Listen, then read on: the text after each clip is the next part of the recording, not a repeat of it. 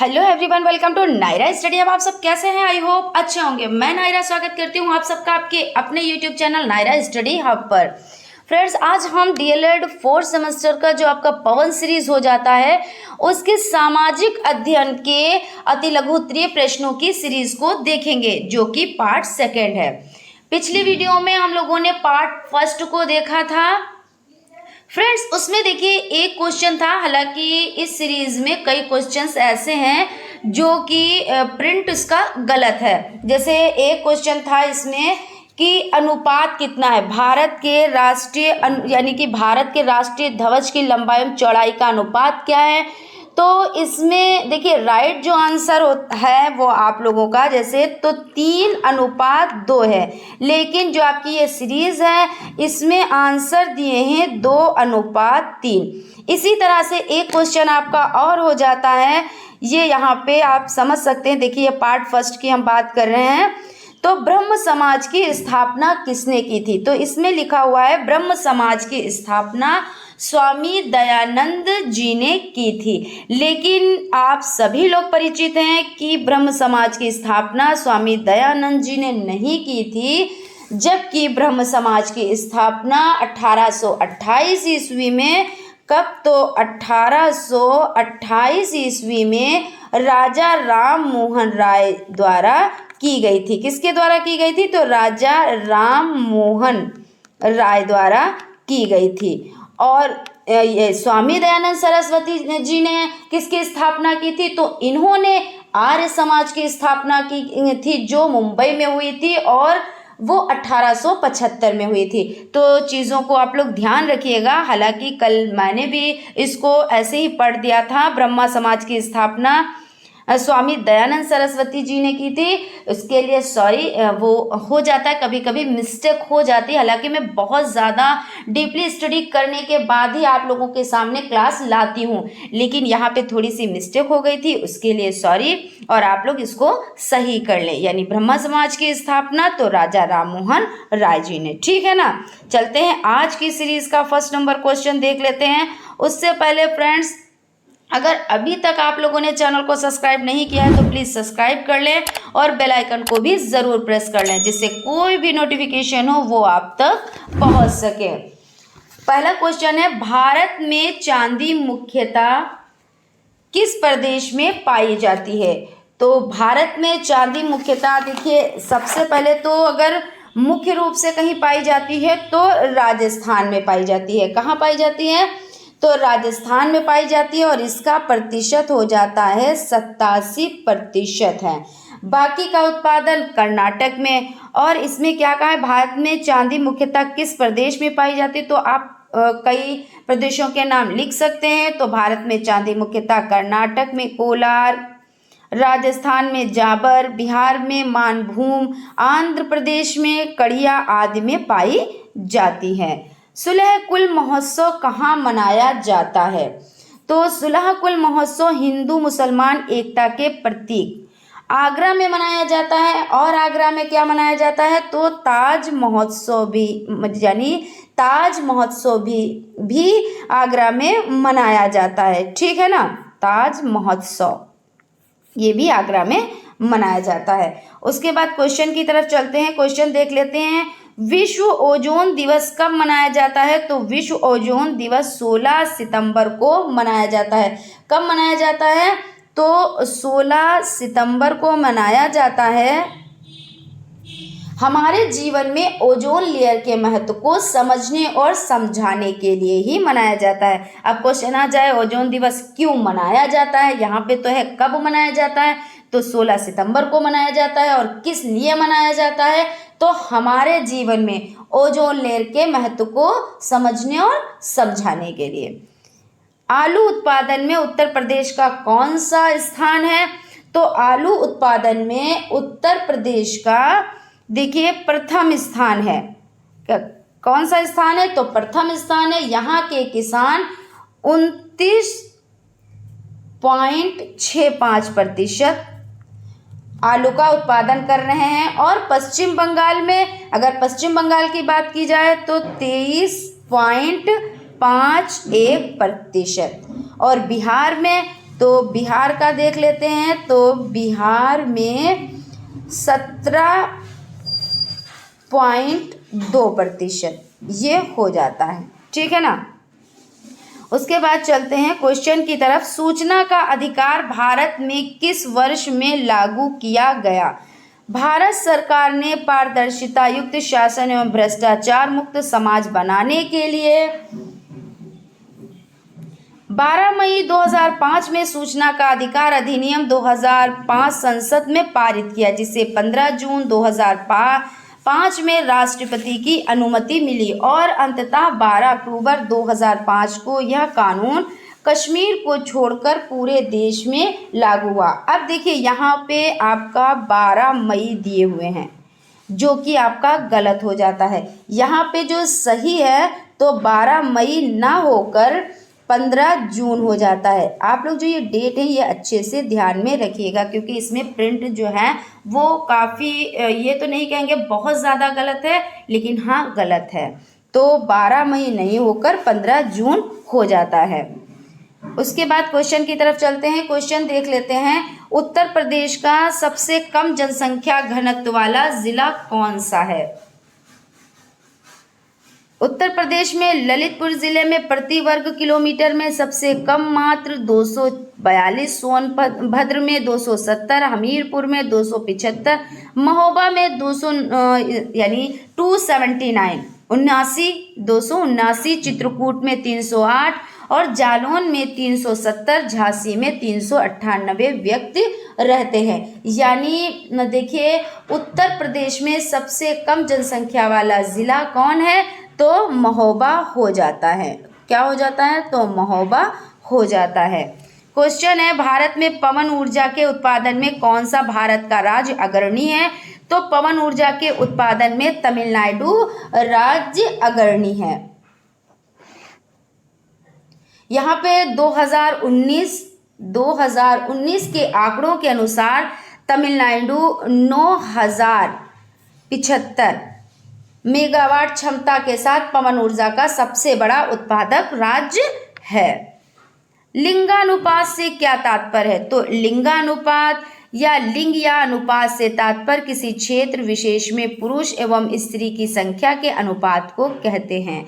भारत में 2011 की जनगणना के अनुसार यह अनुपात 943 अनुपात 1000 पुरुष था, ठीक है ना। कितना था? तो 943 अनुपात 1000 पुरुष था। यानी यहाँ पे आप लोग समझ सकते हैं अच्छे से। राष्ट्रीय आंदोलन के प्रथम चरण के उदारवादी आंदोलन के प्रमुख नेता कौन थे?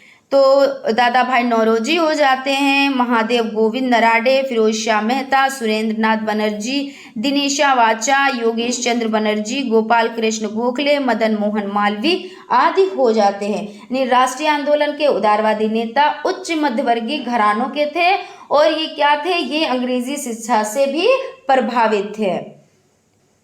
गांधी जी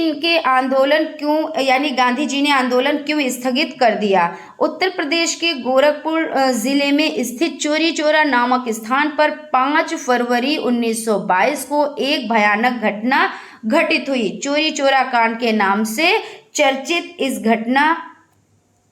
इस घटना के अंतर्गत भीड़ ने पुलिस के 21 जवान व थानेदार को थाने में बंद करके आग लगा दी। चोरी चौरा की घटना से गांधी जी इतने आहत हुए कि उन्होंने शीघ्र ही असहयोग आंदोलन 1920 से 1922 को समाप्त करने का निर्णय लिया। अब यहाँ पे देखिए मिस प्रिंट की बात करते हैं कि यहाँ पे क्या चीज़ गलत है। यहाँ पे आपका है चोरी चौरा नामक स्थान पर 5 फरवरी, तो यहाँ पे 5 फरवरी ना होके यहाँ पे 4 फरवरी है। दिक्कत कहाँ पे होती है? जब ऑप्शन वाले क्वेश्चन होते हैं तो उसमें 5 फरवरी भी दिए हैं, 4 फरवरी भी दिए हैं, 6 फरवरी भी दिए हैं और 8 फरवरी भी दिए हुए हैं। तो आप जब 4 और 5 दोनों दिए हैं तो आपका 4 ही सही होगा, और जब 4 नहीं दिए हैं तो उस कंडीशन में आपका हो जाता है 5, है ना। लेकिन जब 4 ही सही है तो हम 4 ही तो लिखेंगे और अति लघु उत्तरीय में भी 4 फरवरी ही लिखेंगे। उसके बाद क्वेश्चन हो जाता है सविनय अवज्ञा आंदोलन के प्रमुख कार्यक्रम क्या थे। गांधी जी ने 5 अप्रैल दांडी पहुंचकर 6 अप्रैल को नमक का कानून तोड़ दिया। आंदोलन का कार्यक्रम इस प्रकार निश्चित किया गया कि प्रत्येक गांव गैर कानूनी नमक बनाए यानी लाए या बनाए। बहनों को मादक पदार्थों की दुकानों, अफीम के अड्डों तथा विदेशी कपड़ों की दुकानों पर धरना देना चाहिए। प्रत्येक घर में बूढ़े व युवक सभी तकली चलाकर सूत काते, विदेशी वस्तु जला दिए गए। हिंदू छुआछूत की भावना का त्याग करें। सरकारी कर्मचारी अपने पदों से त्यागपत्र देकर अपना जीवन जनसेवा में लगाएं। यहाँ पे आपका हो जाता है। उसके बाद क्वेश्चन है जिन्ना ने गांधी जी पर क्या आरोप लगाया था। जिन्ना ने गांधी जी के नेतृत्व की वैधता पर ही आरोप लगा दिया था। जिन्ना ने लिखा था कि जब तक आप प्रतिनिधि की हैसियत प्राप्त नहीं कर लेते तब तक आपके द्वारा किसी भी प्रतिनिधि की हैसियत से हस्ताक्षर करने का सवाल ही नहीं उठता है। लाला लाजपत राय की मृत्यु किन कारणों से हुई, तो देख लेते हैं लाला लाजपत राय की मृत्यु किन कारणों से हुई है यानी हुई थी। तो लाला लाजपत राय भारतीय राष्ट्रीय कांग्रेस के गरम दल के 3 नेताओं लाल बाल पाल में से एक थे। सन 1928 ईस्वी में इन्होंने साइमन कमीशन के विरुद्ध एक प्रदर्शन में हिस्सा लिया जिसके दौरान लाठीचार्ज में ये बुरी तरह घायल हो गए और 17 नवंबर 1928 को इनकी मृत्यु हो जाती है। अब यहाँ पे देखिए कब हुई थी, तो सन 1928 और 30 अक्टूबर। कब, तो 30 अक्टूबर। इस तरह के क्वेश्चन भी आ जाते हैं क्योंकि यहाँ पे सन दिए हुए हैं लेकिन यहाँ पे डेट नहीं दिए हुए हैं और डेट भी पूछी जाती हैं। फिर कंफ्यूजन हो जाती है कि जब सन नहीं पूछा, डेट पता नहीं है ना, तो आप लोग अच्छे से इसको ध्यान में रखिएगा। स्वतंत्र भारत की प्रमुख उपलब्धियां क्या थीं। आज़ादी के बाद भारत की प्रमुख उपलब्धियां शिक्षा और डिजिटल इंडिया, भारतीय इतिहास में महिलाओं की शक्ति, स्वतंत्रता के बाद से अर्थव्यवस्था में कैसे बदलाव हुए, मतदान का अधिकार, प्रौद्योगिकी और अंतरिक्ष के विविध कार्यक्रम, विविधता में एकता, उत्पादन के मामलों में भारतीय रेलवे का नेटवर्क, भारतीय सशस्त्र बल आदि हो जाते हैं। यूनेस्को का पूरा नाम अंग्रेजी में लिखते हुए उसका कार्य बताएं। तो यूनेस्को का पूरा नाम हो जाता है united nation education scientific and cultural organisation. अगर हिंदी की बात की जाए तो संयुक्त राष्ट्र शैक्षिक, वैज्ञानिक तथा सांस्कृतिक संगठन। यहाँ पे आपका इंग्लिश में पूछा गया तो आप इंग्लिश में लिखिएगा और अगर इंग्लिश हिंदी दोनों में लिख देते हैं तो इसमें कोई भी हर्ज नहीं है, लेकिन अगर इंग्लिश में पूछा गया तो आप इंग्लिश में ही लिखें। इसके कार्य, तो इसका कार्य शिक्षा, प्रकृति, समाज विज्ञान, संस्कृति तथा संचार के माध्यम से अंतर्राष्ट्रीय शांति को बढ़ावा देना, अंतर्राष्ट्रीय कानून के अनुसार झगड़ों का निपटारा करना। उद्देश्य क्या था, शिक्षा एवं संस्कृति के अंतर्राष्ट्रीय सहयोग से शांति एवं सुरक्षा की स्थापना करना हो जाता है। भारत के अंतर्गत कौन कौन से द्वीप समूह आते हैं। द्वीप समूह में बंगाल की खाड़ी में उत्तर दक्षिण की ओर फैला है जिसे अंडमान निकोबार द्वीप समूह तथा दूसरा केरल राज्य के पश्चिम में अरब सागर के बीच है, इसे लक्षद्वीप समूह कहते हैं। अंडमान निकोबार में छोटी छोटी पहाड़ियां हैं तथा अधिकांश भूमि ढालू है, घने जंगल हैं जहां नारियल खूब पैदा होते हैं। भारतीय जलवायु को प्रभावित करने वाले कारक बताएं, या भारतीय जलवायु को प्रभावित करने वाले देखिए ये कारक हो जाते हैं। ये 2018 में आया हुआ क्वेश्चन है और ये देखिए यहाँ पे भी जो ये भारत के अंतर्गत कौन कौन से द्वीप समूह है ये भी 2018 में आया हुआ है और प्राकृतिक आपदाएं कौन कौन सी होती है ये भी 2018 में आया हुआ है, यानी कि आप लोगों के लिए मोस्ट इम्पोर्टेंट हो जाता है। तो इसमें देख लेते हैं कि अक्षांशीय स्थिति, समुद्र तल से ऊंचाई, पर्वतों की दिशा, सागरीय पवन दिशा, वायुमंडलीय दबाव, जल स्थल वितरण और धरातलीय बनावट हो जाती है। प्राकृतिक आपदाएं कौन कौन सी हैं, तो प्राकृतिक आपदाओं को देख लेते हैं। चक्रवात हो जाता है, कौन सी हो जाती हैं प्राकृतिक आपदाएं, जैसे हिमस्खलन हो जाता है, भूकंप हो जाता है, लहर हो जाती है और भूस्खलन मिट्टी का बहाव हो जाता है, ज्वालामुखी विस्फोट, बाढ़, ये सब क्या हो जाते हैं, और सुनामी, ये क्या है, तो ये प्राकृतिक आपदाएं हो जाती हैं। उसके बाद क्वेश्चन की तरफ चलते हैं। क्वेश्चन है चक्रवात को और किन किन नामों से जाना जाता है, तो चक्रवात को बवंडर, झंझावत, घूर्णवायु आदि के नाम से जाना जाता है। और भी देखिए जो आदि हैं तो मतलब और कौन से हैं उनको भी समझ लेते हैं, जैसे चक्रवात, तूफान, टाइफून, उष्णकटिबंधीय तूफान, चक्रवाती तूफान, उष्णकटिबंधीय अवसाद, ये सब हो जाते हैं। अब यहाँ पे क्वेश्चन देख लेते हैं। पराबैंगनी किरणों से होने वाली 2 घातक बीमारियों के नाम बताइए, तो त्वचा के कैंसर का कारण होती हैं और सनबर्न का मुख्य कारण होती हैं, आंखों के लिए हानिकारक होती हैं और मोतियाबिंद पैदा करके आंखों को नुकसान पहुंचा सकती हैं। उसके बाद क्वेश्चन की तरफ चलते हैं। क्वेश्चन है उत्तर प्रदेश में मिट्टी का उपयोग किन कार्यों में होता है, तो किन कार्यों में होता है देख लेते हैं। तो पेड़ पौधे मिट्टी के जल के साथ खनिज लवण का अवशोषण करते हैं एवं जल तथा कार्बन डाइऑक्साइड की सहायता से सूर्य को प्रकाश की उपस्थिति में अपना भोजन स्वयं बनाते हैं। मिट्टी का उपयोग बर्तन निर्माण जैसे सुराही, मटके तथा कुल्हड़ में किया जाता है। और 3rd नंबर पर हो जाता है मिट्टी का उपयोग भवन जैसे ईंटें यानी ईंटों आदि को बनाने में किया जाता है। रिहंद बांध परियोजना किस प्रदेश, किस जिला तथा किस नदी पर स्थित है, तो इसको देख लेते हैं। रिहंद बांध परियोजना उत्तर प्रदेश के सोनभद्र जिले के रेणुकूट शक्ति नगर मार्ग पर पिपरी पर स्थित है। यह रिहंद नदी को बांध बनाया गया है, यानी रिहंद बांध इसको समझ लेते हैं। तो रिहंद बांध 30 किलोमीटर लंबा, कितना, तो 30 किलोमीटर लंबा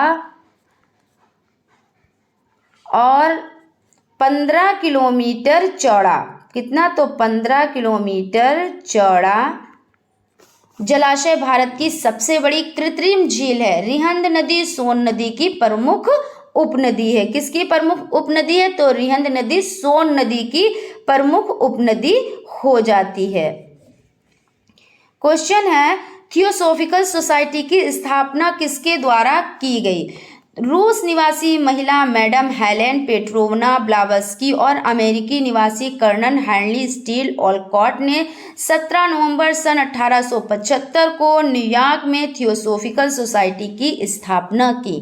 थियोसॉफिकल सोसाइटी का मुख्यालय अंडियार मद्रास में 1882 में स्थानांतरित किया गया। कब स्थानांतरित किया गया, तो 1882 ईस्वी में स्थानांतरित किया गया।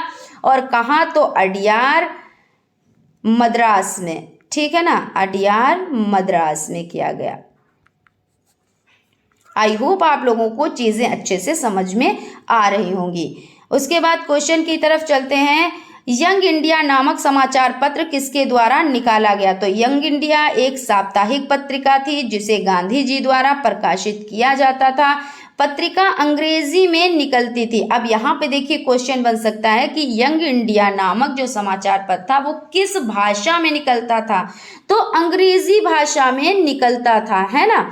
तो इस तरह के क्वेश्चन बन जाते हैं। जब आप डिटेल में चीज़ों को जानेंगे तो आप अच्छे से कर पाएंगे। और गांधी जी ने अपने विचार और दर्शन को प्रसारित करने के लिए ये आरंभ किया था। किसका प्रसार करने के लिए, तो अपने विचार एवं दर्शन, विचार एवं दर्शन हो जाता है यहाँ पे। क्वेश्चन है 1857 के स्वतंत्रता संग्राम के कारण बताइए, तो ईसाई धर्म का प्रचार, जातिवाद की उपेक्षा, चर्बी लगे कारतूसों का प्रयोग, भेदभाव नीति, कुटीर उद्योग धंधों का विनाश, यानी जो 1857 की क्रांति थी उसके संग्राम के जो कारण हो जाते हैं। तो कारण यही तो थे, आप लोग बहुत अच्छे से जानते हैं कि क्या हुआ था। अंग्रेज बहुत ज़्यादा अत्याचार कर रहे थे, उनके अत्याचारों को झेला नहीं जा रहा था, यानी कि हमारे ही घर में वो हैं और हम पे ही अत्याचार कर रहे हैं, हमें ही आज़ादी की ज़िंदगी नहीं जीने दे रहे हैं। और ऊपर से हम लोगों को इतना प्रताड़ित किया जाता था, यानी उस वक्त इतना प्रताड़ित किया जाता था कि लोगों में क्या हो गया, एक ऐसी भावना हो गई कि अब या तो मर जाएंगे या मार डालेंगे, है ना। यही तो फिर लास्ट में बचता है, फिर अपनी कोई जान की परवाह नहीं करता है। तो वहाँ पर यही हो जाता है। और इन लोगों ने क्या किया था कि चर्बी लगे कारतूसों का प्रयोग किया था। जो हिंदू थे उन्हें गाय की चर्बी और जो मुस्लिम थे उन्हें सूअर की चर्बी लगे कारतूस मुंह से खोलने के लिए कहते थे। और उसमें क्या हुआ, चिंगारी भड़क उठी और उसके बाद क्रांति स्टार्ट हो गई थी। हालांकि ये टाइम से नहीं शुरू हुई थी क्योंकि इसका एक टाइम फिक्स किया गया था, लेकिन जब इतने अत्याचार हो रहे थे तो टाइम की फिर किसको खबर कि नहीं वो टाइम आएगा तभी हम वर्क करेंगे, है ना। ऐसा तो नहीं है, ऐसे तो अभी हम लोगों की लाइफ चल रही है उसमें भी अगर कोई चीज़ टाइम से है, लेकिन जब कोई बहुत ज़्यादा अत्याचार कर रहा है तो फिर क्या करेंगे, फिर उस टाइम को नहीं सोचेंगे कि हमारी हार होगी, जीत होगी या हमारी जान चली जाएगी, फिर कोई नहीं सोचता है। फिर यही होता है कि हमको करना है और कुछ करना है, तो यही चीज़ हुई थी। क्वेश्चन देख लेते हैं, रानी अवंतीबाई कौन थी। तो ये रामगढ़ के शासक विक्रमादित्य की पत्नी थी। इनकी मृत्यु के पश्चात अंग्रेजों ने उनका कोई उत्तराधिकारी न होने के कारण उन्हें रामगढ़ से हटा दिया था। यहाँ पे ये हो जाता है, ठीक है ना। और इनका अवंतीबाई का जन्म कब हुआ था, तो 16 अगस्त हो जाता है। उसके बाद क्वेश्चन की तरफ चलते हैं। 16 अगस्त और 1831 हो जाता है। श्रीमती एनी बेसेंट मूलतः कहाँ की निवासी थी, तो आयरिश की निवासी थी। अखिल भारतीय कांग्रेस की स्थापना कब हुई थी, इनकी स्थापना का श्रेय किसको दिया जाता है। अखिल भारतीय कांग्रेस की स्थापना 1885 को हुई थी तथा इनकी स्थापना का श्रेय एवं ह्यूम को दिया जाता है। राष्ट्रीय उदारवादी आंदोलन के प्रमुख नेता कौन कौन थे, तो सुरेंद्रनाथ बनर्जी, के मित्रा तथा पृथ्वी चंद राय हो जाते हैं। सविनय अवज्ञा आंदोलन के प्रमुख कार्यक्रम बताइए, तो 12 मार्च 1930 को नमक सत्याग्रह की शुरुआत, 6 अप्रैल 1930 को नमक कानून तोड़ा, ये हो जाता है। सविनय अवज्ञा आंदोलन का मुख्य उद्देश्य था कि सरकार विनिमय की दर को घटाए, पूर्ण नशाबंदी लागू हो, नमक कर समाप्त हो, भू राजस्व कम हो, कपड़ों का आयात कम हो। उसके बाद क्वेश्चन हो जाता है, मानसूनी जलवायु की सबसे बड़ी विशेषताएं लिखिए। तो इसमें ऋतुओं में परिवर्तन के अनुसार जलवायु दशाओं, तापमान, वायुदाब, हवाओं की दिशा, वर्षा आदि में परिवर्तन होता है। गर्मियों में तापमान 30 डिग्री से 45 डिग्री तक पाया जाता है। कितना, तो 30 डिग्री से 45 डिग्री तक पाया जाता है। और जेट वायुधारा किसे कहते हैं, तो जेट वायुधारा देख लेते हैं। वायुमंडल में बहने वाली तेज हवाओं जो मानसूनी यानी जो पश्चिम से पूर्व की तरफ बहती हैं उसे जेट वायुधारा कहते हैं। प्राकृतिक संसाधन किसे कहते हैं, वे संसाधन जो प्रकृति में मुक्त रूप से पाए जाते हैं, जैसे कोयला, पेट्रोल, है ना। तो पृथ्वी से प्राप्त सामग्रियां हैं जिनका उपयोग जीवन को सहारा देने और लोगों की ज़रूरतों को पूरा करने के लिए किया जाता है। वो क्या कहलाते हैं, तो वो प्राकृतिक संसाधन कहलाते हैं। उसके बाद क्वेश्चन हो जाता है, उत्तर प्रदेश के किस जनपद में बांध परियोजना स्थित है, बांध परियोजना का नाम भी लिखिए। तो रियन बांध सोनभद्र जिले में स्थित है। उसके बाद क्वेश्चन है आज की सीरीज का लास्ट क्वेश्चन, देख लेते हैं। लास्ट क्वेश्चन है, चिपको आंदोलन का किस क्षेत्र में महत्वपूर्ण योगदान रहा है, तो वन बचाओ अभियान में महत्वपूर्ण योगदान रहा है। ये एक अहिंसक आंदोलन था जो वर्ष 1973 ईस्वी में उत्तर प्रदेश के चमोली जिले, कहाँ, तो चमोली जिले यानी उत्तराखंड, कहाँ, तो उत्तराखंड में शुरू हुआ था। आंदोलन का नाम चिपको वृक्षों के आलिंगन के वजह से पड़ा क्योंकि आंदोलन के दौरान ग्रामीणों द्वारा पेड़ों को गले लगाया गया और वृक्षों को कटने से बचाने के लिए उनके चारों ओर मानवीय घेरा बनाया गया। तो यही क्या हो जाता है, चिपको आंदोलन हो जाता है, जो 1973 ईस्वी में हुआ था। ठीक है ना। तो आप जो ये सन है बहुत अच्छे से याद रखिएगा। आई होप आप लोगों को सेशन अच्छा लगा होगा। अगर सेशन अच्छा लगा है तो प्लीज़ एक लाइक ज़रूर करें, और अगर अभी तक आप लोगों ने चैनल को सब्सक्राइब नहीं किया है तो प्लीज़ सब्सक्राइब कर लें और बेल आइकन को भी ज़रूर प्रेस कर लें, जिससे कोई भी नोटिफिकेशन हो वो आप तक पहुंच जाए। मिलते हैं नेक्स्ट क्लास में, तब तक आप लोग अपना ख्याल रखें और स्टडी कंटिन्यू रखें। Thank you.